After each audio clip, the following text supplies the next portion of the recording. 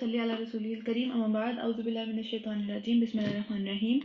رب اشرح لی صدری ویسر لی امری واحلل عقدۃ من لسانی یفقهوا قولی رب زدنی علما رب زدنی علما رب زدنی علما۔ سورہ صافات پڑھیں گے، مکی صورت ہے۔ بسم اللہ الرحمن الرحیم۔ تو فرشتوں کی یہاں پہ بات ہو رہی ہے،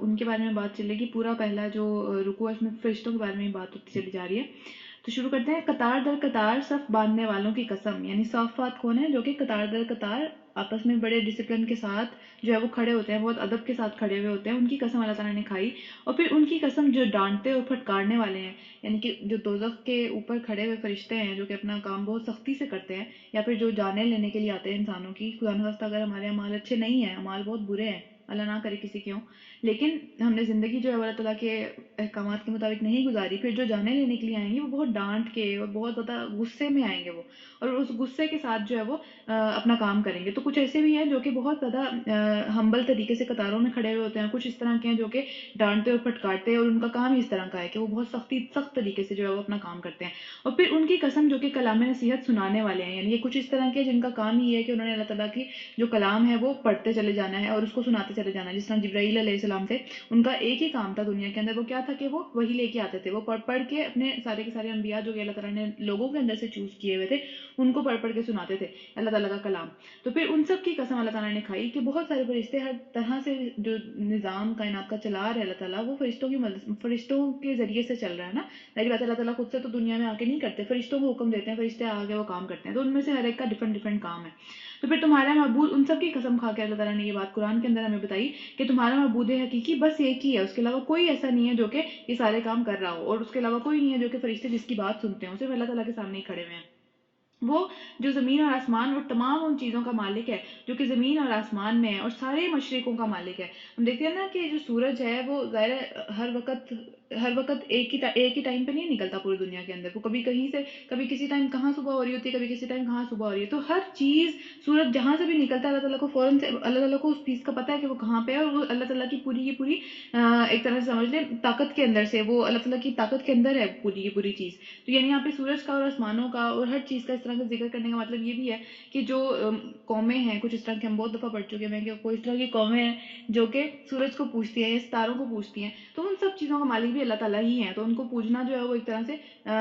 ایک عقل والی بات نہیں ہے۔ تو اس بات یہ ہم نے آسمان دنیا کو، یعنی زمین کا جو آسمان ہے، ہمیں ایک ہی آسمان نظر آتا ہے نا، وہ بھی پتہ نہیں کہاں تک ہے، ہمیں نہیں پتا۔ تو پھر ہم نے اس دنیا کو جو ہے وہ تاروں کے ساتھ خوبصورتی عطا کی ہے اس آسمان کو، تاکہ وہ پیارے لگیں۔ لیکن چھت اگر کھلی ہوتی ہے، عجیب سے ہم باہر والی چیزیں دیکھ رہے ہوتے ہیں کہ بھئی یہاں سے ایک جو ہے وہ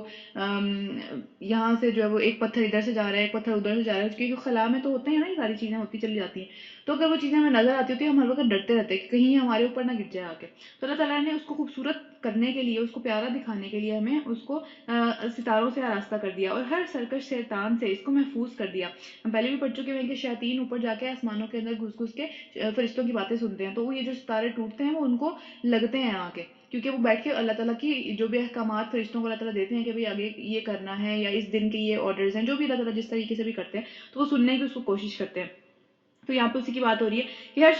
سرکش شیطان سے اس کو محفوظ کر دیا، یعنی آسمان میں جا کے وہ پھر زیادہ دیر تک بیٹھ نہیں سکتے۔ چھوٹی موٹی کوئی دو چار باتیں جو ان کو سمجھ آ جاتی ہیں وہ سن کے آ جاتے ہیں، لیکن زیادہ دیر تک بیٹھ نہیں سکتے۔ یہ شیاطین جو فرشتے ہیں ان کی باتیں نہیں سن سکتے، ہر طرف سے مارے اور ان کے پیچھا کیا جاتا ہے، یعنی کہ ستاروں کی مدد سے ان کا پیچھا کیا جاتا ہے، اور ان کے لیے بار بار عذاب ہے۔ تاہم اگر کوئی ان میں سے کچھ لے اڑے، یعنی کہ کوئی نہ کوئی بات اس کو سمجھ میں آ جائے اور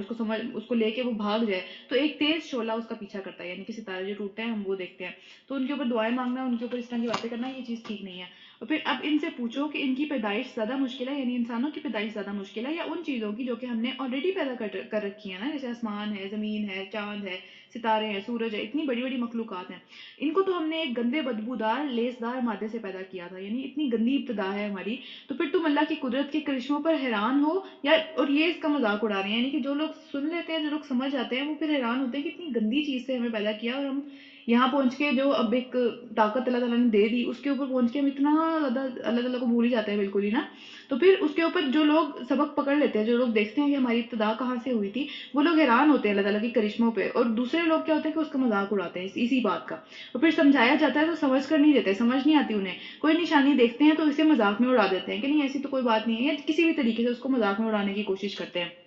اور کہتے ہیں کہ یہ تو صاف صاف جادو والی باتیں ہیں. بھلا کہیں ایسا ہو سکتا ہے کہ جب ہم مر چکے ہوں تو مٹی بن جائیں اور ہڈیوں کا پنجر بن جائیں؟ بعض لوگوں کی تو ہڈیاں بھی نہیں رہتی، ہڈیاں بھی گل جاتی ہیں، اتنی عرصے سے قبروں میں پڑے ہوئے ہیں. تو اس وقت ہم پھر زندہ کر کے اٹھا دیے جائیں گے؟ اور کیا ہمارے اگلے وقتوں کے آباء و اجداد بھی اٹھائے جائیں گے؟ یعنی کیسے پاسبل ہے کہ جو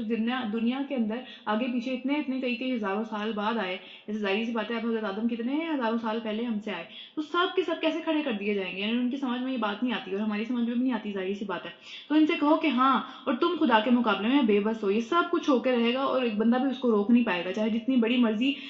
دنیا کے اندر جو ہے وہ طاقتیں اور جتنی بڑی مرضی اتھارٹی دنیا کے اندر اللہ تعالیٰ نے دی ہوئی ہے، لیکن وہ ساری اتھارٹی اللہ تعالیٰ کے آگے بالکل ختم ہو جائے گی. بس وہ ایک ہی دھماکہ ہوگا اور اچانک ہی اپنی آنکھوں سے وہ سب چیزیں دیکھیں گے جن کی ان کو خبر دی جا رہی ہے، اور ان کی آنکھوں کے سامنے آ جائے گی. اس وقت یہ کہیں گے کہ ہائے ہماری کم بختی، یہ تو یوم حساب ہے، اسی کی تو بات کی گئی تھی، یہی ہے وہ فیصلے کا دن جسے تم جھٹلایا کرتے تھے. رکو نمبر 2، حکم ہوگا کہ گھیر لاؤ سب ظالموں کو اور ان کے ساتھیوں کو اور ان کے سب الہوں کو جنہیں وہ اللہ کو چھوڑ کر جن کی عبادت کیا کرتے تھے. پھر ان سب کو جنت جہنم کا راستہ دکھاؤ اور ذرا انہیں ٹھہراؤ، یعنی کہ فوراً سے نہیں، پھر اس کے بعد درمیان میں ٹھہراؤ اور ان سے کچھ پوچھو. یعنی کیا پوچھنا ہے ان سے کہ کیا ہو گیا اب تمہیں، اب کیوں تم ایک دوسرے کی مدد نہیں کرتے؟ جس طرح دنیا کے اندر جو ہے وہ نئی نئی دلیلیں لے کے آنے میں، نئے نئے جو ہے وہ باتیں کرنے میں، اللہ تعالیٰ کے دین کو نیچا کرنے میں، اللہ تعالیٰ کے دین کا مذاق اڑانے میں، یا ایسے لوگوں کا مذاق اڑانے میں جو کہ دین کے لیے کچھ کر رہے تھے، یا پھر نبیوں کا مذاق اڑانے میں، اللہ کی کتاب کا مذاق اڑانے میں، تو تم بہت ایک دوسرے کی ہیلپ کیا کرتے تھے، تب تو تم بہت ایک دوسرے کے ساتھی بنا پھرتے تھے. تو آج کیوں ایک دوسرے کی ہیلپ نہیں کر رہے؟ آج کرو نا، آج تو اصل میں ضرورت ہے ایک دوسرے کی ہیلپ کی جب عذاب سر پہ کھڑا ہوا ہے. تو پھر یہ کیا کریں گے؟ آج تم ایک دوسرے کی مدد کیوں نہیں کر رہے نا؟ تو ارے آج تو مطلب آج کیوں تم بالکل ہی ایک دوسرے کو جو ہے وہ اس عذاب کے حوالے کر دیا تم نے بالکل ہی نا؟ اب ایک دوسرے کی مدد کرو. تو اس کے بعد یہ ایک دوسرے کی طرف مڑیں گے اور آپس میں لڑنا شروع کر دیں گے، یعنی آپس میں ایک دوسرے کو الزامات دینا شروع کریں گے کہ اس کی وجہ سے یہ ہوا، اس کی وجہ سے میں یہاں پہ پہنچ گیا، ورنہ اگر یہ بندہ میری زندگی میں نہ ہوتا یا یہ فلاں بات اس نے نہ کہی ہوتی تو پھر آج شاید میں ہدایت پہ ہوتا، آج شاید میں جو ہے وہ اس عذاب سے بچ جاتا. تو جو پیروی کرنے والے فالوورز تھے وہ اپنے لیڈر سے کہیں گے، یعنی ایک بڑا بھی ہوتا ہے نا جو اس کی بات سنی جاتی ہے، اس سے وہ کہیں گے کہ تم ہمارے پاس جو ہے وہ سیدھے روح سے آتے تھے، ایمان کے ساتھ آتے تھے، ہم تمہارے ساتھ مطلب ہم تمہارے پاس جو ہے وہ بالکل ایمان کے ساتھ آتے تھے، لیکن تمہاری باتیں ہمیں جو ہے وہ الٹا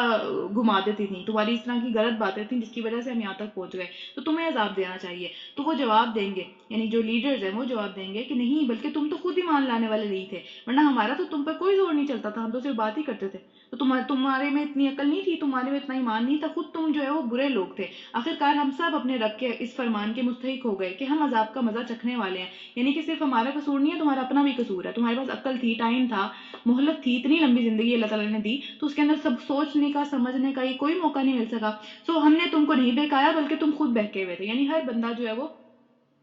بوجھ نہیں لے گا کسی کا بھی، ہم پہلے بھی پڑھ چکے ہیں کہ کوئی بندہ بھی کسی کا بھی بوجھ نہیں اٹھائے گا. الٹا جو خدا نہ خواستہ جہنم کے مستحق ہو جائیں گے، اللہ تعالیٰ نہ کرے کہ ہم میں سے کوئی بھی ہو، تو وہ سب کے سب ایک دوسرے کو الزامات دینے لگیں گے، جیسے چھوٹی سے چھوٹی بات کے اوپر بھی لڑائی جھگڑا اور یہ سب چیزیں وہاں پہ ہو رہی ہوں گی. تو اس طرح وہ سب اس روز عذاب میں مشترک ہو جائیں گے، سب کو ملے گا، سب کو ہی ملے گا، یعنی کہ کوئی بندہ جو ہے وہ کسی کے اوپر الزام نہیں لگا سکے گا. ہم مجرموں کے ساتھ یہی کچھ کیا کرتے ہیں. یہ وہ لوگ ہیں کہ جب ان سے کہا جاتا تھا کہ اللہ کے سوا کسی اور کو جو ہے وہ بڑا نہیں مانو، کسی اور کو آگے نہ جھکو، کسی اور کی جو ہے وہ بندگی نہ کرو، تو یہ بڑے گھمنڈ میں آ جاتے تھے، بہت زیادہ تکبر میں آ جاتے تھے، غرور کرتے تھے اور کہتے تھے کہ ہم کیا ایک شاعر اور پاگل کی خاطر اپنے سارے معبودوں کو چھوڑ دیں؟ یعنی نبی صلی اللہ علیہ وسلم کو شاعر اور پاگل نعوذ باللہ کہتے تھے. اور پھر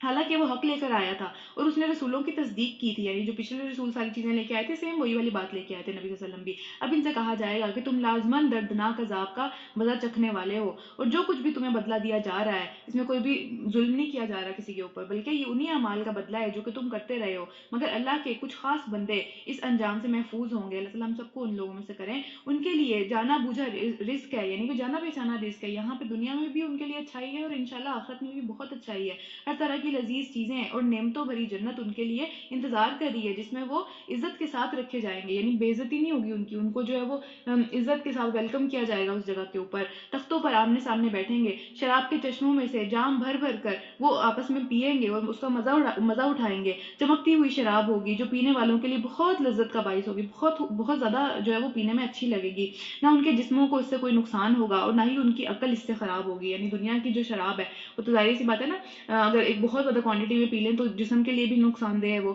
اور اس کے علاوہ عقل پہ تو ویسے ہی پردہ پڑ جاتا ہے اس کی وجہ سے. تو پھر وہ لیکن جنت کی شراب پاکیزہ ہے، وہ اس طرح کی اس میں چیزیں نہیں ہیں جس طرح کی دنیا میں ہے. اور پھر ان کے پاس نگاہیں بچانے والی خوبصورت آنکھوں والی عورتیں ہوں گی، ایسی نازک جیسے کہ انڈے کے چھلکے کے اندر چھپی ہوئی جھلی ہوتی ہے. کبھی ہم انڈا چھیلتے ہیں نا، اس کے اندر ایک بہت نازک سی جھلی ہوتی ہے، جس کو ذرا سا ہاتھ لگائیں وہ ٹوٹ جاتی ہے. تو وہ اتنی ہی نازک ہوں گی وہ عورتیں، اتنی خوبصورت ہوں گی. اور پھر وہ ایک دوسرے کی طرف متوجہ ہو کر حالات پوچھیں گے. ان میں سے ایک کہے گا کہ دنیا میں میرا ایک ساتھی تھا، میرا ایک دوست تھا، جو مجھ سے کہا کرتا تھا کہ کیا تم بھی جو ہے وہ شہادت دینے والے ہو، کیا تم بھی تصدیق کرتے ہو اس بات کی کہ اللہ تعالیٰ نے کوئی نبی بھیجا ہے یا اللہ تعالیٰ نے کوئی کتاب نازل کی ہے، کیا تم مسلمان ہو. اس طرح کی باتیں وہ کریں گے. میرے دنیا میں جو ہے وہ ایک ساتھی تھا ایسا. کیا واقعی جب ہم مر چکے ہوں گے اور مٹی ہو جائیں گے اور ہڈیوں کا جو ہے وہ ایک پنجر سا بن کے رہ جائیں گے تو ہمیں سزا اور جزا دی جائے گی. یعنی اس کے دماغ میں جو ہے وہ ایک سمجھ لیں شک تھا اس بارے میں. تو اب کیا آپ لوگ یہ دیکھنا چاہتے ہیں کہ وہ صاحب اب کہاں ہے؟ یعنی وہ قیامت والے دن جب وہ جنت میں پہنچ جائے گا وہ بندہ، تب وہ اپنے ایک ساتھی کے بارے میں وہاں پہ بات کرے گا اور وہ اس وقت خواہش ظاہر کریں گے کہ وہ کہاں ہے، آج وہ کہاں ہے. اس کا یہ شک، اس کا یہ دور چلا جانا کہاں لے کے گیا اسے. تو وہ یہ کہہ کر جو ہی وہ جھکے گا تو مطلب اس کی یہ خواہش ہی تھی نا ایک اس کو دیکھنے کی، تو وہ فوراً اس کے سامنے آ جائے گی. یعنی جنت میں کچھ کرنا نہیں پڑے گا اس کو کچھ کرنے کے لیے، وہ سامنے آ جائیں گی وہ سب کی سب چیزیں. تو پھر یہ کہہ کر جو ہی وہ جھکے گا تو جہنم کے گہرائی میں خدا نہ خواستہ اس کو مطلب دیکھیں اس کو دیکھ لے گا، وہ وہاں پہ ہوگا وہ بندہ، اور وہ اس سے خطاب کر کے کہے گا کہ خدا کی قسم تو مجھے تباہی کر دینے والا تھا. یعنی وہ جنت میں جو بندہ تھا وہ اس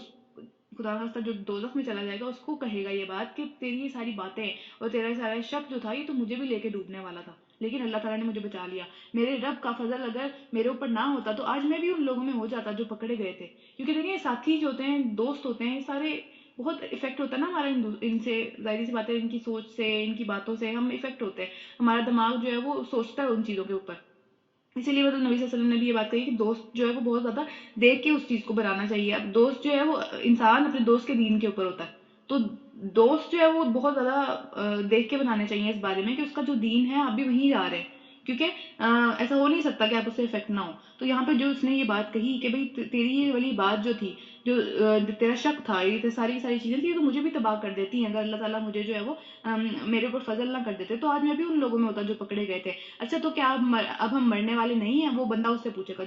جو جہنم میں ہے، وہ بندہ اب اس سے پوچھے گا کیونکہ اب وہ موت کی خواہش کر رہا ہوگا کہ کاش مجھے موت آ جائے، یہ چیزیں ختم ہو جائیں. تو وہ اس سے پوچھے گا کہ اچھا اب کیا ہم مرنے والے نہیں ہیں؟ موت جو ہمیں آنی تھی وہ کیا بس پہلے ہی آ چکی، بس ختم ہو گیا، اب کبھی موت نہیں آنی. اب ہمیں اور پھر جنت والا کہے گا اب ہمیں کوئی بھی عذاب نہیں ہونا. یعنی وہ اتنا خوش ہوگا اس بات کے اوپر، اور دوسرا والا بندہ موت کی خواہش کر رہا ہوگا. یعنی دونوں دنیا میں ایک ساتھ تھے لیکن کس طرح سے برے انجام ہوئے صرف اس دنیا کے اندر اپنے جو ہے وہ انہوں نے راستے چوز کیے اور اس کے اوپر وہ چلے. حالانکہ تھے دوست لیکن انجام بہت عجیب اور غریب الگ الگ ہو گئے دونوں کے. تو یقیناً یہی عظیم الشان کامیابی ہے. اسی کامیابی کے لیے عمل کرنے والوں کو عمل کرنا چاہیے. یعنی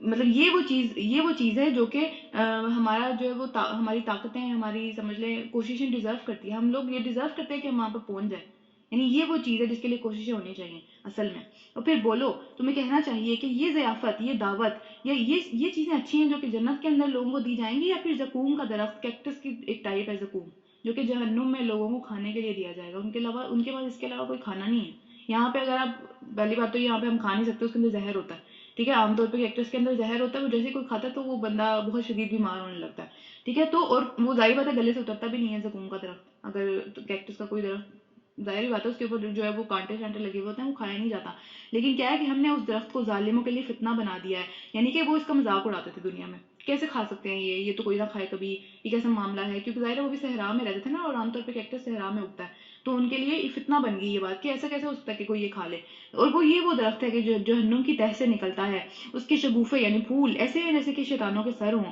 اور پھر جہنم کے لوگ اسے کھائیں گے اور اسی سے پیٹ بھریں گے. پھر اس پر پینے کے لیے، یعنی ظاہر بات ہے اس کو نیچے نہیں اترے گا، وہ اتنا عجیب اور مطلب سمجھنے کہ چیرتا ہوا ان کے جسموں کو جائے گا. تو پھر اس کے اوپر پینے کے لیے کچھ مانگیں گے تو ان کو کھولتا ہوا پانی دیا جائے گا، شدید گرم، جو کہ جب ان کے اندر جائے گا تو ان کی انتڑیوں کو پھاڑتا ہوا ان کے پاؤں سے باہر نکلے گا. اتنا زیادہ وہ گرم ہوگا کہ ہر چیز جل جائے گی اندر سے.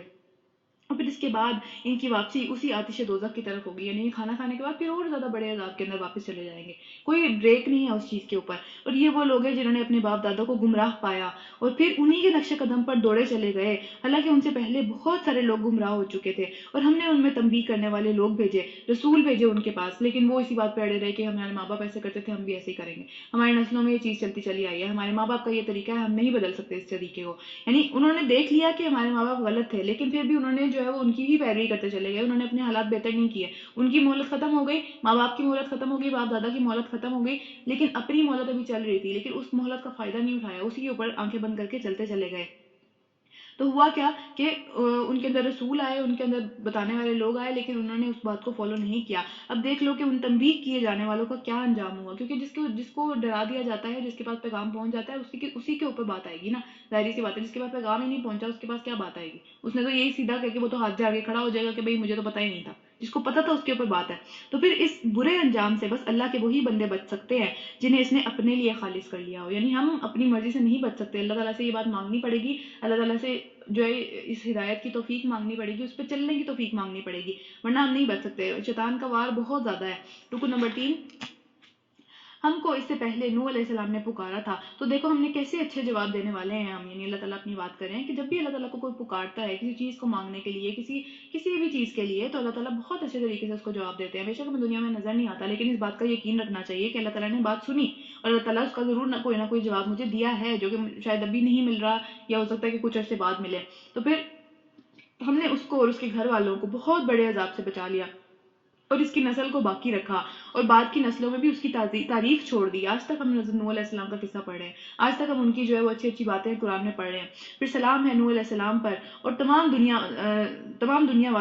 نوح علیہ السلام پر تمام دنیا والوں میں، تمام دنیا کی طرف سے ان کے اوپر سلام ہے۔ ہم نیکی کرنے والوں کو ایسا ہی اجر دیا کرتے ہیں، یعنی ان کا نام باقی رہ جاتا ہے۔ وہ لوگ جو کہ دنیا میں بڑے بنے پھرتے تھے اپنی طرف سے، نوح علیہ السلام کے زمانے میں بھی 950 سال تک نوح علیہ السلام نے تبلیغ کی، لیکن کوئی بھی نہیں مانا، 80 لوگ بھی نہیں تھے، 950 سال کے اندر بھی 80 لوگ نہیں بنے جو کہ واقعی ایمان لے کے آنے والے ہوتے۔ ان کے بڑے بڑے لیڈر سارے کے سارے جو اپنے آپ کو دنیا میں کچھ سمجھتے تھے، کہاں گئے؟ کس کا نام ہے آج؟ کس کا نام ہمیں پتا ہے؟ کسی کا بھی نہیں، صرف نوح علیہ السلام اور اس کے ساتھ جو لوگ کشتی میں سوار ہوئے صرف وہی لوگوں کا نام پتا ہے۔ تو اسی طرح کا اجر اللہ تعالیٰ نیکی کرنے والوں کو دیتے ہیں، اور در حقیقت وہ ہمارے مومن بندوں میں سے تھے، اور پھر دوسرے گروہ کو ہم نے غرق کر دیا، یعنی وہ جتنا بھی بڑا گروہ تھا، کافر جتنے بھی زیادہ ہوں، ان سب کو اللہ تعالیٰ نے غرق کر دیا۔ اللہ تعالیٰ کے لیے وہ کوئی مشکل بات نہیں، اور نوح علیہ السلام کے ہی طریقے پر چلنے والا ابراہیم علیہ السلام تھے، اور پھر جب وہ اپنے رب کے حضور اپنا صاف دل لے کے آئے، یعنی کہ وہ شروع سے جو ہے وہ نہیں تھے نا، ظاہری سی بات ہے، ان کے سارے کی ساری جو قوم تھی وہ بت پرستی کرتی تھی، ہمیں پتہ ہے، بہت دفعہ ہم پڑھ چکے ہیں حضرت ابراہیم علیہ السلام کا قصہ۔ تو پوری کی پوری قوم جو تھی وہ بت پرستی میں مگن تھی، صرف وہ اکیلے تھے جو کہ جنہوں نے کہا کہ نہیں یہ مجھے ٹھیک نہیں لگتا، تو ان کا دل صاف تھا اس بات کے اوپر، ان کا دل جو ہے وہ بت پرستی سے میلا نہیں ہوا تھا، ان کو نبوت نہیں فوراً سے پہلے مل گئی تھی، لیکن ان کا دل صاف تھا، ان کو نہیں لگتا تھا کہ یہ چیز ٹھیک ہے، تو اس وجہ سے وہ صاف دل لے کے آئے۔ تو جب اس نے اپنے باپ اور اپنی قوم سے کہا کہ یہ کیا چیزیں ہیں جس کی تم عبادت کرتے ہو، کیا تم اللہ کو چھوڑ کر جھوٹ گڑھ رہے ہو، مطلب ادھر ادھر کے معبود تم دیکھتے ہو، آخر رب العالمین کے بارے میں تمہارا کیا گمان ہے، یعنی تمہیں کیوں نہیں لگتا کہ واقعی ایک کوئی ہے یہ بنانے والا، یہ بتوں کو خود تم اپنے ہاتھ سے بناتے ہو، پھر تم انہی سے مانگنا شروع کر دیتے ہو۔ پھر اس نے تاروں پر ایک نگاہ ڈالی، یعنی ستاروں کے اوپر، اور پھر کہا کہ میری طبیعت خراب ہے، چنانچہ وہ سب کے سب لوگوں سے چھوڑ کر چلے گئے۔ ایک میلہ تھا جس کے اندر یہ جانا تھا سب نے، تو حضرت ابراہیم علیہ السلام پیچھے رہ گئے تھے، اس میں گئے نہیں تھے، تو ان کے پیچھے سے وہ چپکے سے ان کے معبودوں کے مندر میں گھس گیا اور بولا آپ لوگ کھاتے کیوں نہیں، مطلب اس نے بات کی نا، حضرت ابراہیم علیہ السلام نے ان بتوں سے بات کی کہ شاید یہ مجھے جواب دیں، لیکن انہوں نے ظاہر جواب نہیں دیا۔ تو پھر کیا ہو گیا، آپ لوگ بولتے بھی نہیں ہیں، اس کے بعد وہ ان پر پل پڑا، یعنی غصہ آیا انہیں کہ یہ تو بولتے بھی نہیں، سنتے بھی نہیں، کوئی کام بھی نہیں کرتے، ہل بھی نہیں سکتے، تو یہ کس طرح سے خدا ہے، یہ کیسے مجھے جو ہے وہ کوئی چیز دے سکتے ہیں۔ تو پھر اپنے سیدھے ہاتھ سے خوب ان کو جو ہے وہ مارا، اور پھر یعنی توڑ دیا ان کو، اور پھر واپس آ کر وہ لوگ بھاگے بھاگے اس کے پاس آئے، اس نے کہا کہ کیا تم نے اپنی تراشی، مطلب ظاہری بات ہے حضرت ابراہیم علیہ السلام کے پاس آئے اور ان سے پوچھا کہ تم ہی اکیلے پیچھے تھے، تو ہمارے معبودوں کا کیا حساب کتاب ہوا؟ تو حضرت ابراہیم علیہ السلام نے کہا کہ کیا تم اپنی ہی ہاتھ سے بنائی ہوئی چیزوں کو پوچھتے ہو، حالانکہ اللہ ہی نے تم کو بھی پیدا کیا اور ان چیزوں کو بھی جنہیں تم بناتے ہو۔ تو پھر انہوں نے آپس میں کہا کہ اس کے لیے ایک بہت بڑا الاؤ، یعنی کہ آگ کا جو ہے وہ بہت بڑا ایک سمجھ لیں الاؤ کس کو کہتے ہیں، بہت بڑا سمجھ لیں آگ اس کے لیے تیار کرو، اور پھر اس کو اس کے اندر پھینک دو۔ پھر انہوں نے اس کے خلاف ایک کارروائی کرنا چاہی، مگر اس میں انہی کو اللہ تعالیٰ نے نیچا کر دیا، یعنی وہ آگ نے کوئی اثر ہی نہیں کیا حضرت ابراہیم علیہ السلام کے اوپر، اور انہوں نے اتنا بڑا لشکر، اتنا بڑا الاؤ جلایا تھا کہ اس کے قریب جو بھی جاتا تھا وہ جل جاتا تھا، تو بہت دور سے ایک توپ کے ذریعے سے حضرت ابراہیم علیہ السلام کو ان کے اس آگ میں پھینکا تھا، اور ان کے والد نے ان کو پھینکا تھا۔ یعنی اس پوری قوم نے ان کے والد سے کہا تھا کہ اپنے بیٹے کو اس طرح سے تم پھینکو کیونکہ تمہارا بیٹا اس طرح کی عجیب عجیب باتیں کر رہا ہے. تو ان کے والد نے ان کو جو ہے اس طریقے سے پھینکا تھا اس آگ کے اندر، اور بہت دور سے پھینکا تھا. تو پھر خیر لیکن وہ ان کی ہو نہیں سکی وہ پوری، کیونکہ ہمیں پتہ ہے حضرت جبرائیل علیہ السلام جو تھے اس آگ کے اندر ان کے لیے کرسی لگا کے بیٹھے ہوئے تھے، اور وہ آگ بہت سلامتی کا باعث بن گئی تھی ان کے لیے. تو خیر آگے چلتے ہیں. تو پھر انہوں نے کہا، ابراہیم علیہ السلام نے کہا کہ میں اپنی رب کی طرف جاتا ہوں، وہی میری رہنمائی کرے گا. پھر اے پروردگار مجھے ایک بیٹا عطا کر جو کہ صالحوں میں سے ہو. یہ بہت پیاری دعا ہے حضرت ابراہیم علیہ السلام کی. تو حضرت ابراہیم علیہ السلام کو پھر حضرت اسماعیل علیہ السلام ملے تھے. یہ دعا ہے ربی حبلی من الصالحین. یہ بہت پیاری دعا ہے، اگر کسی کو یہ دعا مطلب مانگنے کا دل ہے تو یہ اس دعا سے مانگنا چاہیے. پھر کیا ہے کہ اس دعا کے جواب میں ہم نے اس کو ایک بہت ہی حلیم طبیعت کا، بہت اچھی طبیعت کا لڑکے کی بشارت دی. وہ لڑکا جب اس کے ساتھ دوڑ دھوپ کرنے کی عمر کو پہنچ گیا، یعنی کہ جب تھوڑے جوان ہو گئے، تو ایک روز ابراہیم علیہ السلام نے اس سے کہا کہ بیٹا میں خواب میں دیکھتا ہوں کہ میں تجھے ذبح کر رہا ہوں. حضرت اسماعیل علیہ السلام کا جو سٹوری ہے جس کے اوپر ہم قربانی کرتے ہیں وہ ساری یہ وہ والی سٹوری آ رہی ہے. تو اب تو بتا تیرا کیا خیال ہے. یعنی جو دیکھیں اللہ تعالیٰ نے ان کو حکم نہیں دیا تھا، لیکن نبیوں کے خواب جو ہوتے ہیں وہ عام طور پہ کسی وحی کے ذریعے سے، ظاہر وہ وحی ہوتی ہے یا پھر وہ حکم آ رہا ہوتا ہے، تو حکم نہیں دیا تھا ڈائریکٹلی، لیکن انہوں نے صرف خواب دیکھا تھا ایک، تو ان کو سمجھ میں آ گیا تھا، اور بار بار بار بار وہی خواب آئی جا رہا تھا انہیں. تو ان کو سمجھ میں آ گیا تھا کہ بھئی یہ اللہ تعالیٰ کی طرف سے ایک میرے اوپر آزمائش آ گئی ہے. تو انہوں نے اپنے بیٹے سے اس بات کا ذکر کیا. تو اب انہوں نے پوچھا کہ اب تو بتا تیرا کیا خیال ہے. تو اس نے کہا، یعنی حضرت اسماعیل علیہ السلام کی تربیت دیکھیں انہوں نے آگے سے کیا بات کی کہ ابا جان جو کچھ آپ کو حکم دیا جا رہا ہے اسے کر ڈالیے. انہوں نے کچھ نہیں کہا آگے سے، اور پھر آپ انشاءاللہ مجھے صابروں میں سے پائیں گے، میں صبر کروں گا اس بات کے اوپر. آخر کو جب ان دونوں نے جو ہے وہ جھک گئے اللہ تعالیٰ کے حکم کے آگے، اور ابراہیم علیہ السلام نے بیٹے کو ماتھے کے بل گرا دیا، اور ہم نے اوپر سے آواز دی، یعنی چلنے نہیں دیا وہ چیز،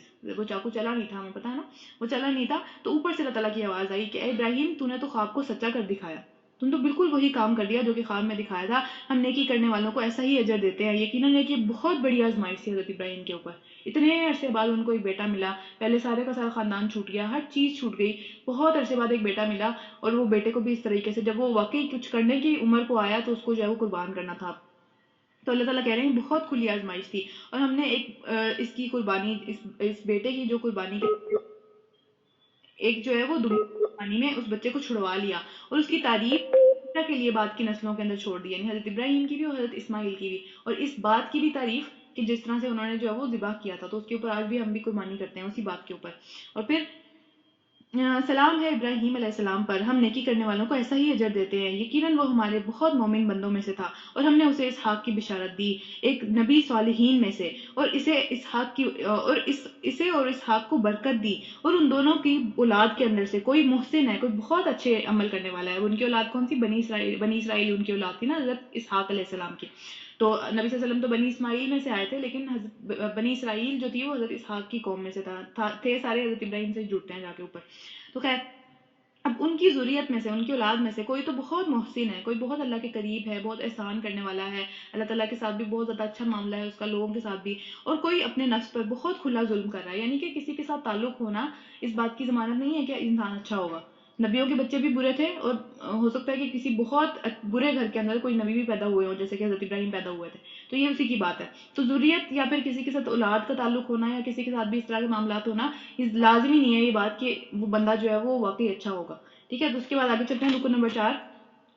اور ہم نے موسیٰ علیہ السلام اور ہارون پر احسان کیا، ان کو اور ان کی قوم کو بہت بڑی تکلیف سے نجات دی، یعنی فرعون سے، اور انہیں جو ہے ان کی مدد کی جس کی وجہ سے وہی غالب رہے. ان کو نہایت واضح کتاب عطا کی، یعنی کہ تورات، اور انہیں سیدھی راہ دکھائی، اور اس کے بعد نسلوں میں ان کا ذکر خیر باقی رکھا. سلام ہے موسیٰ علیہ السلام پر اور ہارون علیہ السلام پر، ہم نیکی کرنے والوں کو ایسا ہی جزا دیا کرتے ہیں. اور حقیقت یہ ہے کہ وہ ہمارے مومن بندے تھے. اور الیاس علیہ السلام بھی نبیوں میں سے تھے. یاد کرو کہ جب اس نے اپنی قوم سے کہا کہ کیا تم لوگ ڈرتے نہیں ہو، کیا تم بتوں کو پکارتے ہو اور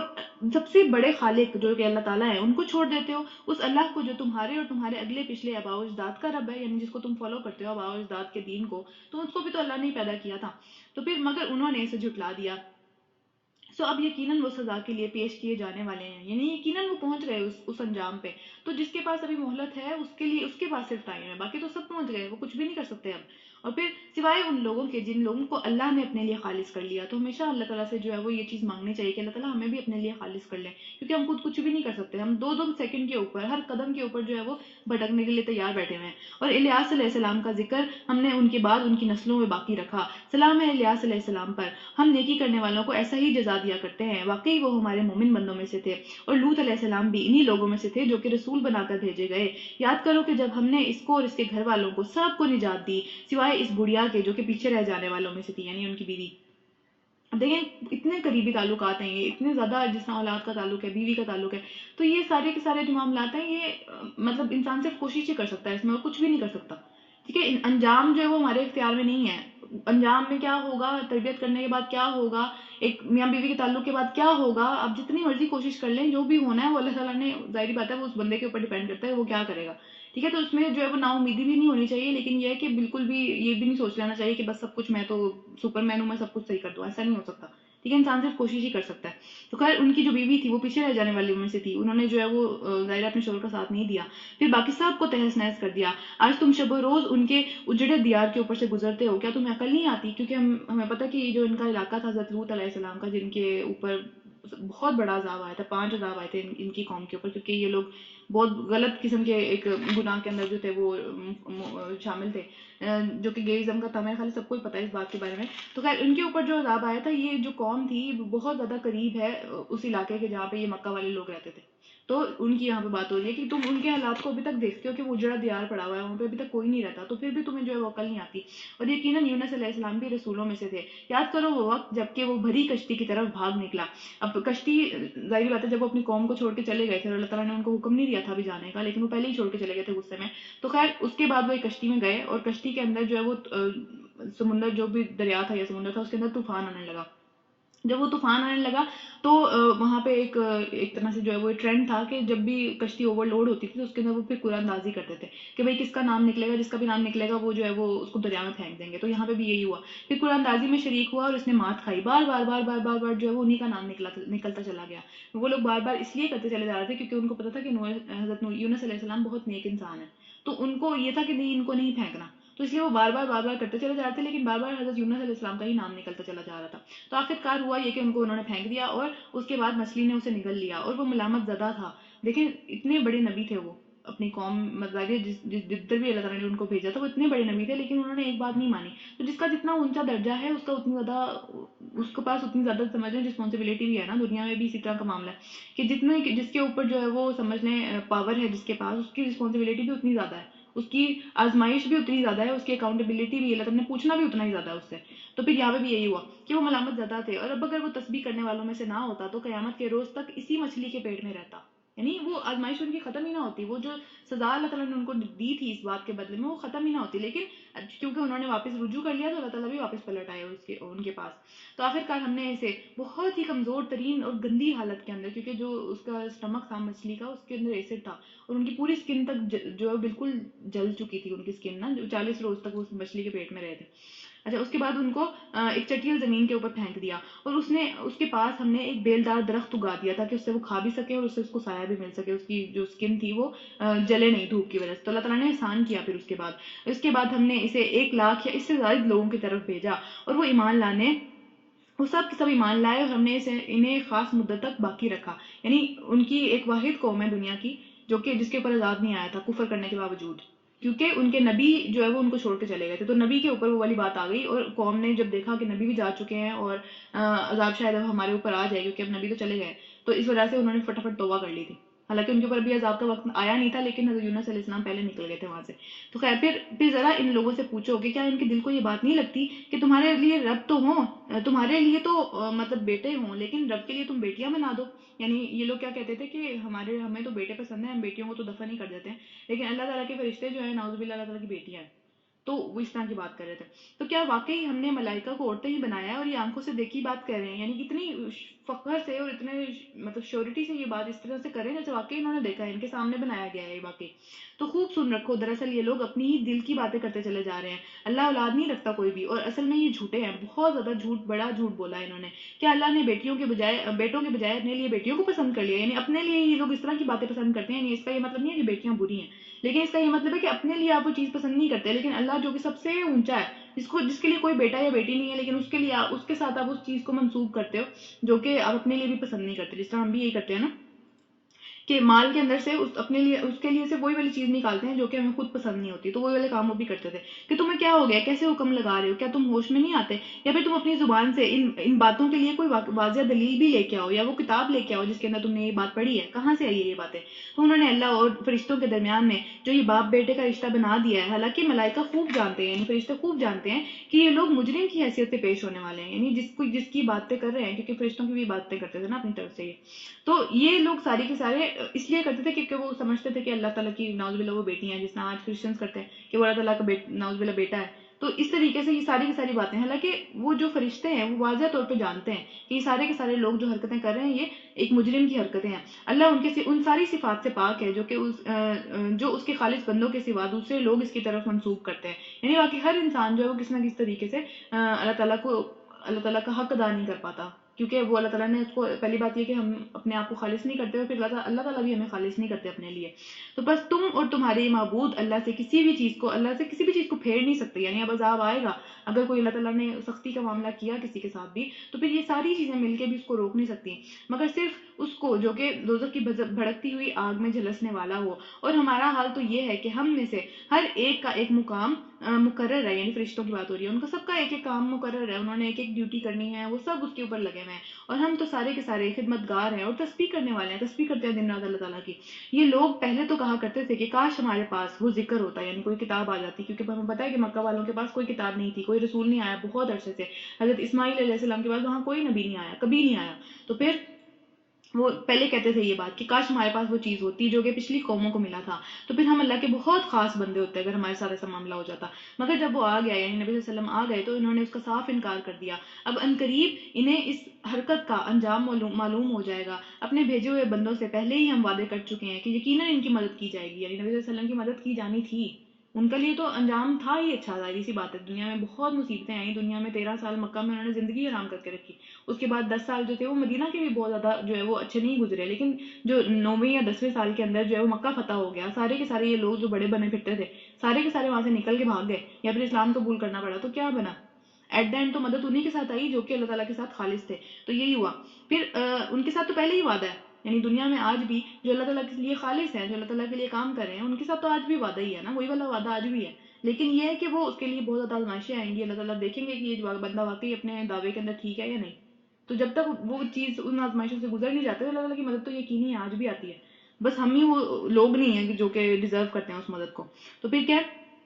اپنے بھیجے ہوئے بندوں سے پہلے ہی ہم وعدہ کر چکے ہیں کہ یقیناً ان کی مدد کی جائے گی، اور ہمارا لشکر ہی غالب ہو کر رہے گا، اور کوئی غالب نہیں ہو سکتا اس دنیا کے اندر، لیکن بس اے نبی صلی اللہ علیہ وسلم ذرا کچھ مدت انہیں ان کے حال پر چھوڑ دو اور دیکھتے رہو، عنقریب یہ خود بھی دیکھ لیں گے کیا ہمارا عذاب جس کے لیے جلدی میں چاہ رہے ہیں، یہ واقعی اس قابل تھا کہ اس کے لیے جلدی مچائی جاتی، یعنی ابھی جس طرح بڑا منہ پھاڑ پھاڑ کے کہتے تھے نا اس وقت کہ بھائی نہیں، تم تو کہتے ہو کہ بھائی قیامت آنے والی ہے، لے کے آؤ قیامت، ہمارے اوپر وہ عذاب لے کے آؤ جو تم ہر وقت ہمیں پچھلے قوموں کی سٹوریاں سناتے رہتے ہو کہ بھائی ان کے ساتھ یہ ہوا، ان کے ساتھ وہ ہوا، تو ہمارے اوپر بھی لے آؤ، تو یہ والی بات ہے، تو جب ان کے جو ہے جب وہ ان کے پاس آ جائے گا واقعی میں وہ عذاب جس کی یہ بات کر رہے ہیں، تو وہ دن ان لوگوں کے لیے بہت ہی برا ہوگا جن کے بارے میں انہیں پہلے ہی ڈرایا جا چکا تھا اس دن کے بارے میں، بس ذرا انہیں کچھ مدت کے لیے انہیں چھوڑ دو اور دیکھتے رہو، عنقریب یہ خود بھی دیکھ لیں گے، پاک ہے تیرا رب، عزت کا مالک ہے، ساری عزت صرف اللہ کے لیے ہی ہے، تو اللہ سے ہی عزت مانگنی چاہیے، اور کسی انسان کوئی عزت نہیں دے سکتا کسی کو، وہ عزت صرف اللہ کے پاس ہے، تو ان تمام باتوں سے جو کہ یہ لوگ بنا رہے ہیں، اور سلام ہے تمام رسولوں کے اوپر، اور ساری تعریفیں صرف رب العالمین اللہ ہی کے لیے ہیں۔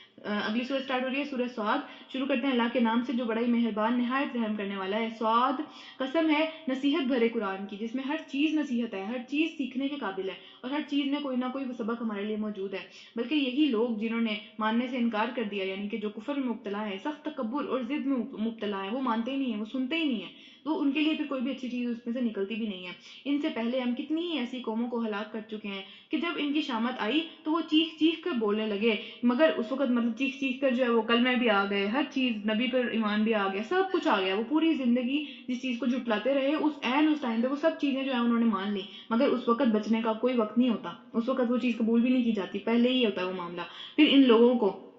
اس بات پر اتنا بڑا دھچکا کیوں لگا ہوا ہے کہ ایک ڈرانے والا خود انہی کے اندر سے آ گیا، یعنی ان سے یہ بات برداشت ہی نہیں ہو رہی کہ اس بندے کو کیوں دے دی گئی یہ چیز، اس بندے کے پاس کیوں ہے؟ اس سے تو بہتر میں ہوں، اس سے زیادہ مال تو میرے پاس ہے، اس سے بہتر تو پڑھنا لکھنا مجھے آتا ہے، تو اس کے پاس کیوں ہے یہ چیز؟ کیونکہ نبی صلی اللہ علیہ وسلم کو پڑھنا لکھنا نہیں آتا تھا، ہمیں پتہ ہے نا، وہ امی تھے، ان کو نہ لکھنا جانتے تھے نہ پڑھنا جانتے تھے، تو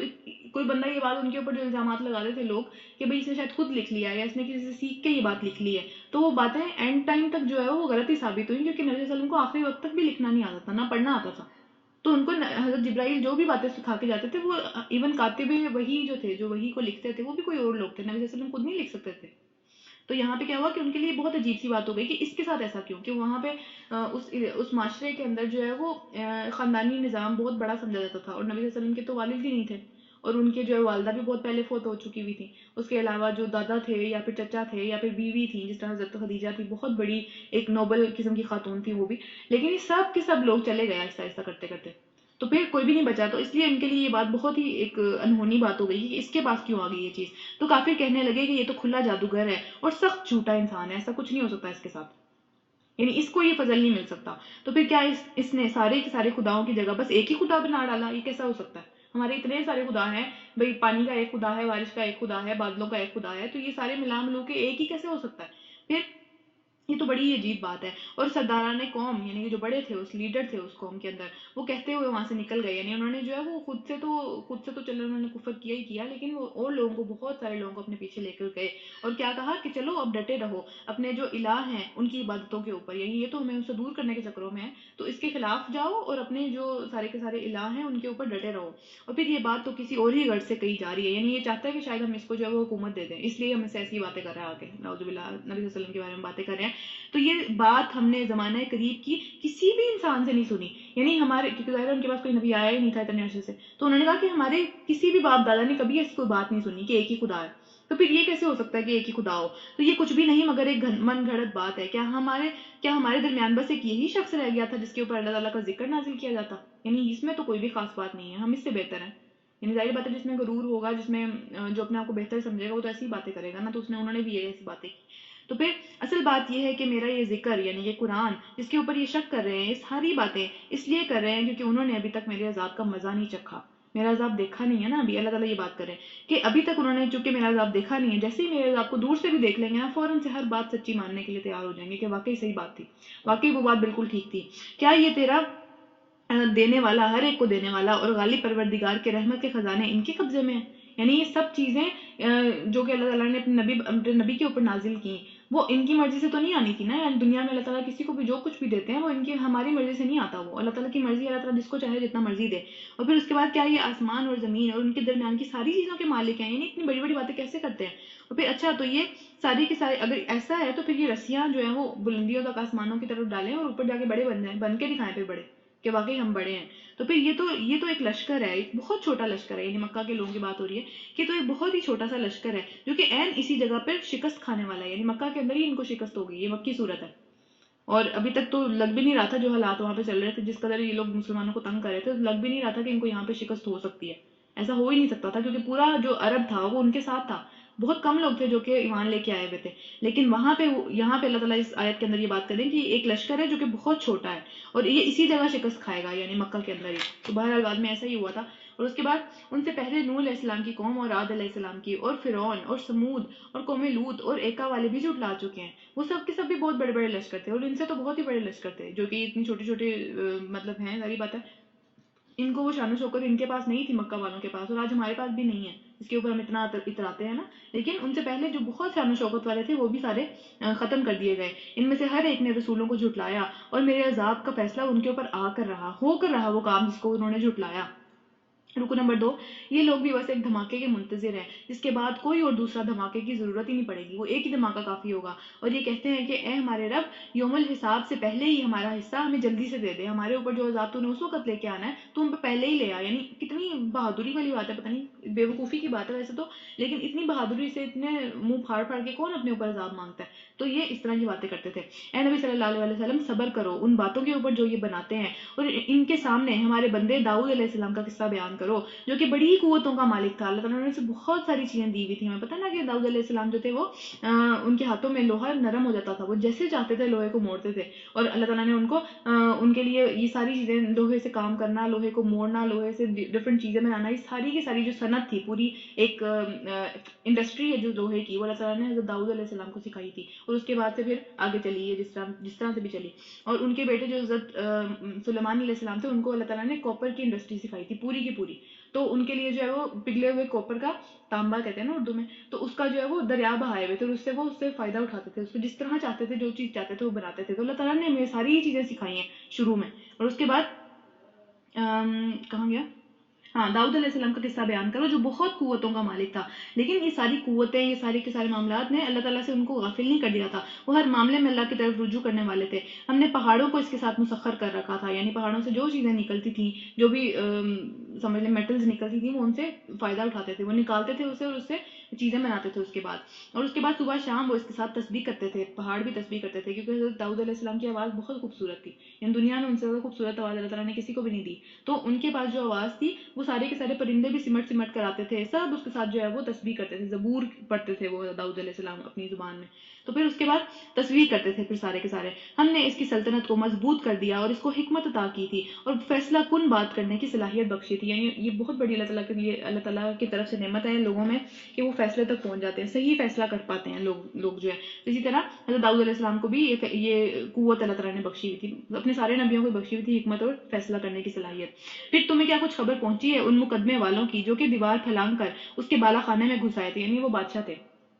حضرت داؤد علیہ السلام بادشاہ تھے, اور ہوا یہ تھا کہ کچھ اس طرح معاملہ ہوا کہ کچھ لوگ جو تھے وہ دیوار پھلانگ کر بہت ہی جلدی کی حالت میں, اور لڑنے کی, ایسا لگا کہ جیسے لڑنے کے لیے آئے ہیں نا, تو وہ اس طریقے سے گھر کے اندر داخل ہو گئے ان کے محل میں. تو جب وہ داؤد علیہ السلام کے پاس پہنچے تو انہیں دیکھ کے گھبرا گیا. اس بات ہے, ہم اپنے گھر میں کسی اس طرح کے بندے کو دیکھیں جو کہ عجیب قسم کی حالتوں میں, اور دروازے سے نہ آ رہا ہو, کھڑکی پھلانگ کے آ رہا ہو, تو ہمیں ڈر لگے گا اس سے. تو ان کے ساتھ بھی یہی معاملہ ہوا. تو انہوں نے کہا کہ ڈریے نہیں, ہم دو فریق مقدمہ ہیں, ہمارے درمیان ایک معاملہ چل رہا ہے, ہم فیصلہ کروانے کے لیے آئے ہیں. پھر جب ان میں سے ایک نے دوسرے کے اوپر زیادتی کی ہے, آپ ہمارے درمیان ٹھیک حق کے ساتھ فیصلہ کر دیجئے, بے انصافی نہ کیجیے, اور ہمیں جو ہے وہ سیدھی راہ بتا دیجیے. یہ میرا بھائی ہے, اس کے پاس 99 دمبیاں ہیں, یعنی 99 بکریاں ہیں, سمجھ لیں. دمبیاں ڈفرینٹ ہوتی ہے تھوڑی سی, لیکن بکریوں کی طرح کی ہوتے ہیں. تو بہرحال یہ 99 اس کے پاس ہیں, اور میرے پاس صرف ایک ہی دمبی ہے. تو اس نے مجھ سے کہا کہ یہ ایک دمبی بھی میرے حوالے کر دے, اور اس نے بولنے میں یہ تیز ہے, بات کرنے میں یہ تیز ہے. تو کیا ہوا کہ اس نے گفتگو میں مجھے دبا لیا ہے, یعنی مجھے بولنے میں نہیں دیتا کہیں پہ, اور کہیں جہاں پہ بھی ہم فیصلہ کروانے کے لیے جاتے ہیں یہ آگے بڑھ کے باتیں کرتا ہے, آگے بڑھ کے, کیونکہ اس کے پاس دولت بھی زیادہ ہے, اس کے پاس بات کرنے کی صلاحیت بھی اچھی ہے, تو میری کو بات سنتا نہیں ہے نا کہیں پہ بھی. تو کیا ہوا, داؤد علیہ السلام نے جواب دیا کہ اس شخص نے اپنی دمبیوں کے ساتھ تیری دمبی ملا لینے کا جو مطالبہ کیا, یقیناً اس نے تجھ پر بہت بڑا ظلم کیا ہے. اور واقعہ یہ ہے کہ مل جل کر ساتھ رہنے والے لوگ, یعنی بہن بھائیوں کی بات ہو رہی ہے, جو کہ شریک ہوتے ہیں نا ایک دوسرے کے ساتھ, ماں کی رحم میں بھی شریک ہوتے ہیں, ایک دوسرے کے ساتھ کھانے پینے میں بھی, ہر چیز میں شریک ہوتے ہیں. واقعہ یہ ہے کہ جو مل جل کر ساتھ رہنے والے بہن بھائی ہوتے ہیں یہ اکثر ایک دوسرے کے اوپر زیادتیاں کرتے ہیں. ان کے ساتھ جو معاملات ہوتے ہیں وہ بہت مشکل ہوتے ہیں, کیونکہ یہ زیادتیاں کرنا پسند کرتے ہیں ایک دوسرے کے اوپر. جو بڑا ہوتا ہے وہ دوسرے کو, چھوٹے کو دبانے کی کوشش کرتا ہے, یا پھر جس کے پاس بھی طاقت ہوتی ہے, تو یہ کرتے ہی ہیں. لیکن صرف وہی لوگ اس سے بچے ہوئے ہیں, اس طرح کی زیادتیوں سے, اس طرح کے معاملات سے, جو کہ ایمان رکھتے ہیں اور عمل صالح کرتے ہیں. اور ایسے لوگ بہت ہی کم ہیں اصل میں, یعنی جو ایک دوسرے کا حق دینے کے لیے صحیح ہوں. پھر یہ بات کہتے کہتے داؤد سمجھ گیا کہ یہ تو ہم نے دراصل اس کے لیے آزمائش کی ہے. یعنی ہوا یہ تھا کہ ان کی اپنی زندگی میں بھی اس طرح کا کوئی معاملہ چل رہا تھا, کہ اس طرح ہی کا سیم ٹو سیم اس طرح کا کوئی معاملہ چل رہا تھا, جس کے سبب میں اللہ تعالیٰ نے جو ہے وہ وہی نازل نہیں کی تھی, لیکن ایک معاملہ ان کے سامنے آ گیا, کہ جس سے ان کو لگا کہ بھئی یہ والا معاملہ جو ہے, یہ میری زندگی میں بھی کچھ اس طرح کا معاملہ چل رہا ہے, تو مجھے اس طرح سے نہیں کرنا چاہیے. تو خیر ہوا کیا کہ چنانچہ اس نے اپنے رب سے معافی مانگ لی, اور سجدے میں گر گیا, اور رجوع کر لیا اللہ تعالیٰ کی طرف واپس. یعنی اتنی زیادہ طاقت کے بعد, اتنی زیادہ اللہ تعالیٰ نے ہر چیز دی ہوئی ہے, لیکن پھر بھی کہیں نہ کہیں غلطیاں ہو جاتی ہیں انسان سے. تو وہ غلطی کا فوراً سے پہلے انہیں پتہ چل گیا, اور انہوں نے فوراً سے پہلے جو ہے اس کے بارے میں توبہ کر لی. تو اب دیکھیں ہدایت جو ہے وہ دو طرح سے ہو سکتی ہے. ایک تو یہ کہ آپ کو کتاب کے تھرو پتہ چل جائے, یا میں نے قرآن کھولا, مجھے سمجھ میں آ گیا یار میری یہ چیز غلط ہے, یہ چیز غلط ہے. اور یا پھر ایسا ہوتا ہے کہ کبھی کبھی زندگی میں معاملات اس طرح کے ہو جاتے ہیں کہ ہمارے سیم جو سچویشن ہماری زندگی میں چل رہی ہوتی ہے وہ کہیں اور سے واقعات سے پتہ چل جاتی ہے, یا پھر ہماری زندگی میں ہی وہ بات ایسی ہو جاتی ہے کہ یار پتہ چل جاتا ہے کہ خدا نخواستہ ہمیں ایسا نہیں کرنا چاہیے تھا, یا ہماری اولاد وہ حرکت کرتی ہے جو کہ ہم پہلے کر چکے ہوئے ہوتے ہیں, تو پھر ہمیں لگتا ہے کہ یار بہت غلط کیا, ہمیں ایسا نہیں کرنا چاہیے تھا. تو پھر ہم فوراً سے پہلے اللہ تعالیٰ کی طرف واپس آ جائیں، یا پھر یہ نہ کہیں کہ بھئی اولاد ہی بری ہے، ہم تو بالکل ٹھیک ہیں، ایسا نہیں، ٹھیک ہے؟ تو فوراً سے پہلے دوسروں سے جو ہے وہ سبق سیکھ لیں کہ واقعی مجھ سے یہ غلطی ہوئی تھی تو اس لیے میرے ساتھ ایسا ہوا، یا پھر جو ہے وہ اس لیے جو ہے وہ اس طرح کا معاملہ میرے ساتھ ہوا ہے، تو مجھے اس میں اپنے آپ کو دیکھ لینا چاہیے کہ یار میرے کہیں ایسا تو نہیں کہ اس کے ذریعے سے میرے لیے کوئی سبق آ رہا ہو نا۔ تو یہی ہوا داؤد علیہ السلام کے ساتھ بھی۔ تو پھر وہ فوراً سے سمجھ گئے کہ دراصل اس کے ذریعے سے ہم نے اس کی آزمائش کی ہے، چنانچہ اس نے اپنے رب سے معافی مانگی اور سجدے میں گر گیا اور رجوع کر لیا۔ یہاں پہ سجدہ آ رہا ہے تلاوت کا، تو پہلے ہم سجدہ کر لیتے ہیں۔ میرا خیال ہے یہاں پہ جتنے بھی لوگ ہیں ان سب کو سجدہ کرنے کا طریقہ پتہ ہے نا، کہ بس سمپل جو ہے وہ نیچے جھکنا ہے، جہاں پہ بھی بیٹھے ہوئے ہیں کعبہ کی طرف رخ کرنے کی ضرورت نہیں ہے، سجدہ تلاوت ہے، اور اس میں جو ہے وہ بس جو بھی سجدے میں آپ لوگ دعا پڑھتے ہیں وہ بس پڑھ لیں، ایک دو دفعہ پڑھ لیں، ایک دفعہ منیمم ہے، باقی جتنی بھی دفعہ پڑھنا چاہیے پڑھ لیں۔ تو پہلے یہ کر لیتے ہیں، پھر انشاءاللہ تعالیٰ آگے چلتے ہیں۔ اچھا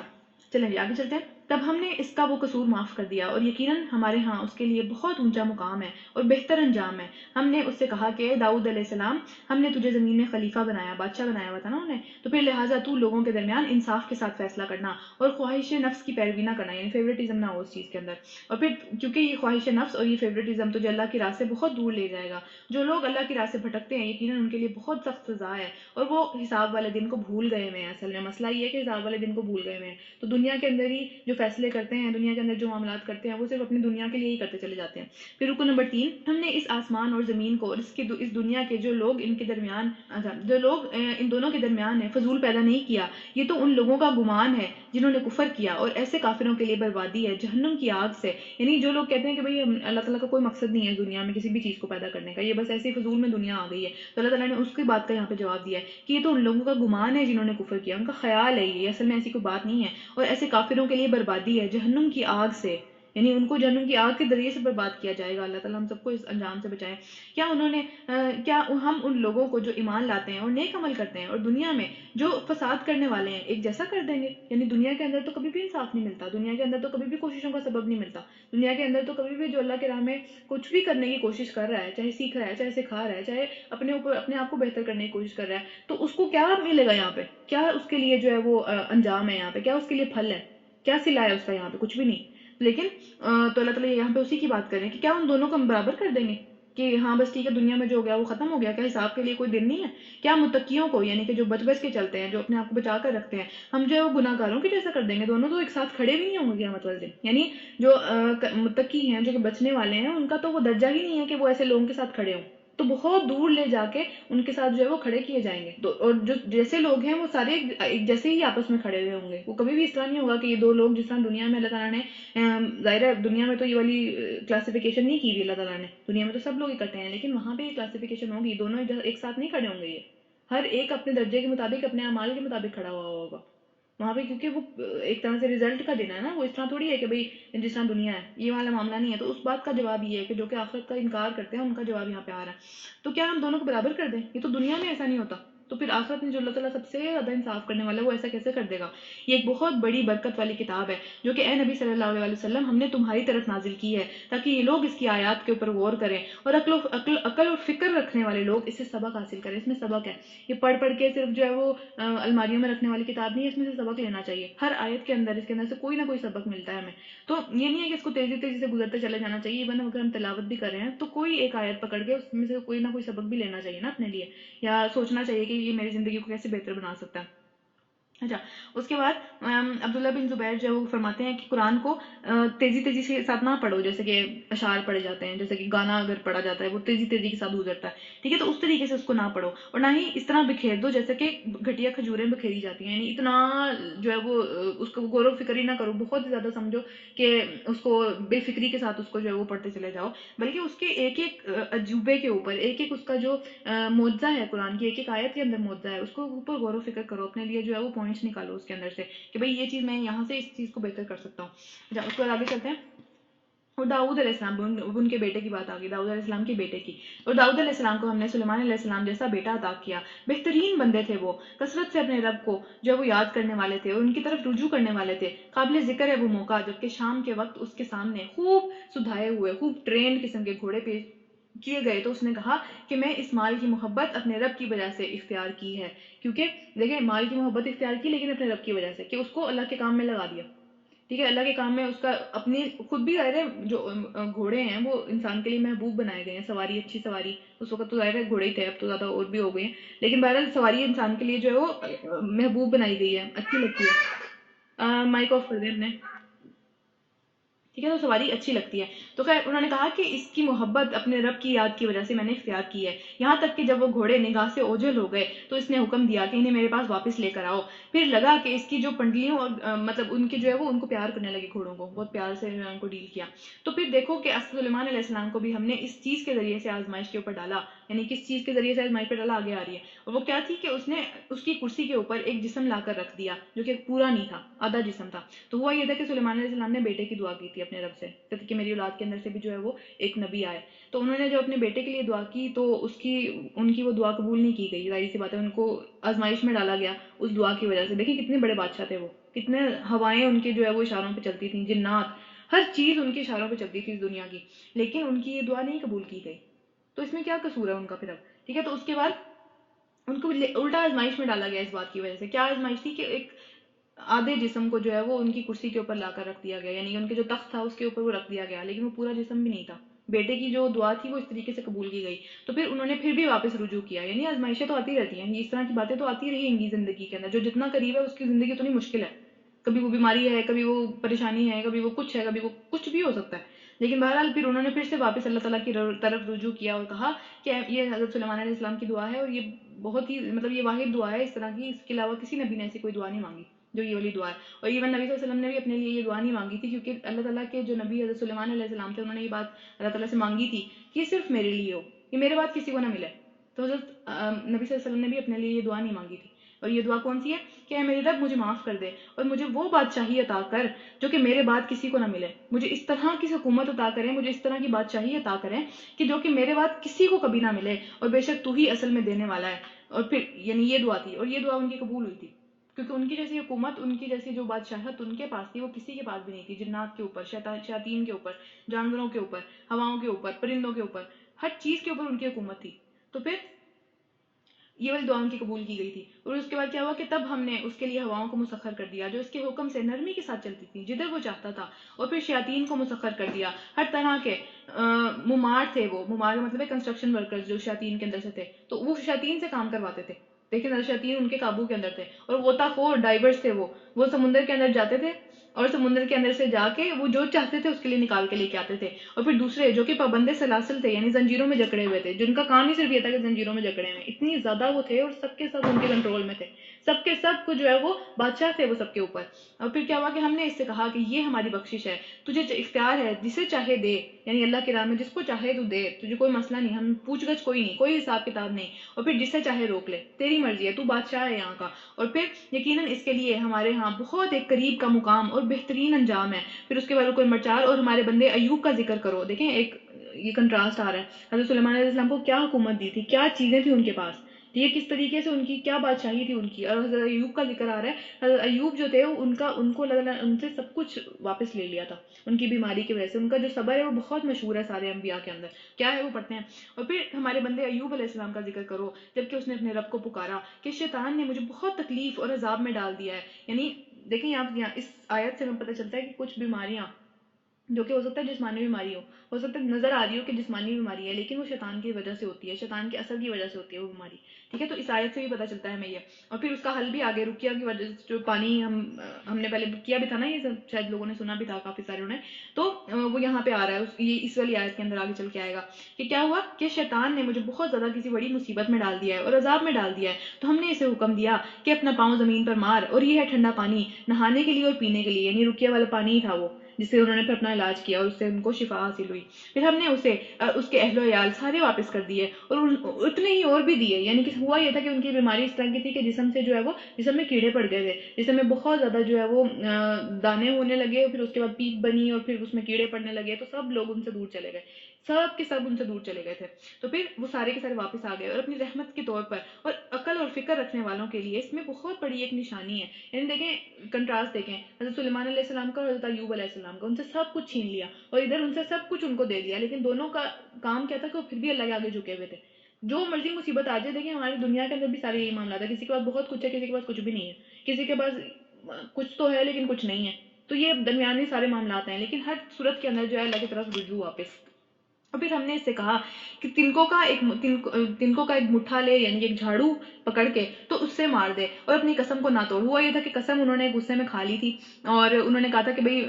مطلب جب وہ بیمار تھے اس وقت انہوں نے ایک غصے میں قسم کھا لی تھی، جس میں انہوں نے کہا تھا کہ میں اپنی بیوی کو جو ہے وہ 100 کوڑے ماروں گا. تو اللہ تعالیٰ نے ان کو یہ کہا کہ تم 100 تنکوں والا ایک جھاڑو پکڑ لو اور اس سے جو ہے وہ ہلکی سی ضرب لگاؤ، یعنی اس سے ٹچ کر دو اپنی بیوی کو، تو تمہاری یہ قسم پوری ہو جائے گی، قسم نہ توڑو. تو دیکھیں قسم کتنی زیادہ ضروری ہے، کس طریقے سے اس کو پورا کرنا. تو غصے میں قسمیں کھانا، غصے میں وعدے کر لینا، یہ چیزیں ٹھیک نہیں ہیں، ان سے بچنا چاہیے. اور پھر ہم نے اسے ثابت پایا، اور بہترین بندہ اپنے رب کی طرف بہت رجوع کرنے والے تھے وہ اس حالت کے اندر بھی. ٹھیک ہے، اور حضرت سلیمان علیہ السلام اس حالت کے اندر کتنے رجوع کرنے والے تھے. تو پھر حدیث سے ہمیں پتہ چلتا ہے، نبی صلی اللہ علیہ وسلم نے فرمایا کہ ایوب علیہ السلام 18 سال تک بیمار رہے تھے. 18 سال تک وہ اسی حالت میں رہے تھے. ایک ایک کر کے ان کے سارے رشتہ دار دور دراز کے سب نے ان کو چھوڑ دیا تھا، قریب والے دور والے سب نے ان کو چھوڑ دیا تھا. پھر 18 سال بعد ان کے اوپر وحی آئی، اور یہ والی وحی آئی تھی نا کہ یہ پانی ہے اور اس کو جو ہے وہ اس طریقے سے کرو. تو پھر انہوں نے جو ہے اللہ تعالیٰ نے ان کو شفا دی اس کے ذریعے سے. تو بہت لمبی آزمائش ہوئی تھی اس سے پہلے. اچھا، اس کے بعد کیا ہے، اور ہمارے بندوں میں سے ابراہیم علیہ السلام، اسحاق علیہ السلام اور یعقوب علیہ السلام کا بھی ذکر کرو. بڑی قوت رکھنے والے لوگ تھے اور بڑے ہی عقل والے بھی لوگ تھے، یعنی جسمانی قوت اور ذہنی قوت میں بہت زیادہ اوپر تھے وہ. لیکن پھر بھی کیا ان کا معاملہ تھا کہ وہ اللہ کی طرف جھکے ہوئے تھے. یعنی یہ مکہ والوں کے لیے بھی اور ہمارے لیے بھی اس میں ایک سبق ہے نا، کہ بہت زیادہ قوت بھی اللہ تعالیٰ نے دے دی، بہت زیادہ معاملات بھی اچھے کر دیے، تو پھر بھی جو ہے وہ اللہ کے آگے جھکنا ہے. بڑی قوت رکھنے والے وہ لوگ تھے. اور پھر ان کے اندر سے ہم نے ہر ایک کو جو ہے وہ خالص اپنے لیے چن لیا تھا، اور وہ آخرت کی یاد تھی. ایک صفت کی وجہ سے چنا تھا، ایک وجہ تھی جس کی وجہ سے وہ بہت قریب ہو گئے تھے اللہ تعالیٰ کی. اور وہ کیا وجہ تھی؟ وہ آخرت کی یاد تھی. وہ آخرت کو ہمیشہ یاد رکھتے تھے. ان کو ہر بات میں، ہر چیز میں یہ بات یاد رہتی تھی کہ اللہ کے سامنے کھڑے ہونا ہے. تو اس لیے ہر چیز کو انہوں نے اس چیز کے انڈر کر لیا تھا، سمجھ لیں. اور پھر یقیناً ہمارے ہاں بہت چنے ہوئے بندوں میں سے تھے وہ سب کے سب. اور پھر اسماعیل علیہ السلام اور یسع اور ذوالکفل کا بھی ذکر کرو، یہ سب بہت ہی نیک لوگ تھے. یہ ایک ذکر تھا، یہ سارے کے سارے معاملات ایک بات تھی سب پیچھے والوں کے لیے. اب سنو کہ یہ تو سارے کے سارے وہ لوگ تھے جن کے جو کہ نبی تھے، بلکہ اللہ کے ہاں تو سارے کے سارے متقی لوگوں کے لیے بہترین ٹھکانہ ہے. جو بھی انبیاء کے طریقے پہ چلے گا، جو بھی اس طریقے سے صبر اور شکر والا اور اللہ کی طرف جھکنے والا معاملہ کرے گا، اس کے لیے بہترین ٹھکانہ ہے. اور ہمیشہ رہنے والی جنتیں ہیں جن کے دروازے ان کے لیے کھلے ہوئے ہوں گے، ہمیشہ کھلے رہیں گے دروازے ان کے لیے. ان میں وہ تکیے لگائے ہوئے بیٹھے ہوں گے، خوب خوب مزے مزے کی مشروبات جو ہے وہ لے رہے ہوں گے، ہر وقت کچھ نہ کچھ مزے چل رہے ہیں. اور اس کے بعد ان کے بعد جو ہے وہ شرمیلی ہم سے، یعنی کہ ہم عمر جو ہے ان کی بیویاں ہوں گی. سب لوگ وہاں پہ 30 سالوں کے ہوں گے، شوہر بھی اور بیوی بھی. تو پھر سب کے سب جو ہے وہ ایک جتنے ہوں گے. اور یہ وہ چیزیں ہیں جن کی ساری کی ساری جو حساب کے دن جو ہے وہ عطا کی جائیں گی ان سب لوگوں کو جن کے ساتھ وعدہ کیا گیا ہے. اور یہ ہمارا رزق ہے جو کہ کبھی ختم نہیں ہونے والا. تو حدیث سے ہمیں پتہ چلتا ہے کہ جنت کے جو ہے وہ 8 دروازے ہیں. اللہ کے نبی نے بتایا کہ جو 8 دروازے ہیں ان میں سے ہر ایک دروازہ اتنا چوڑا ہے کہ اللہ کے نبی نے بتایا کہ اس ذات کی قسم جس کے قبضے میں میری جان ہے، کہ ایک ایک دروازہ جو ہے وہ اس طریقے سے کہ جیسے مکہ اور بصرہ کے درمیان میں فاصلہ ہے، اسی طریقے سے جو ہے وہ اتنا زیادہ فاصلہ ان دونوں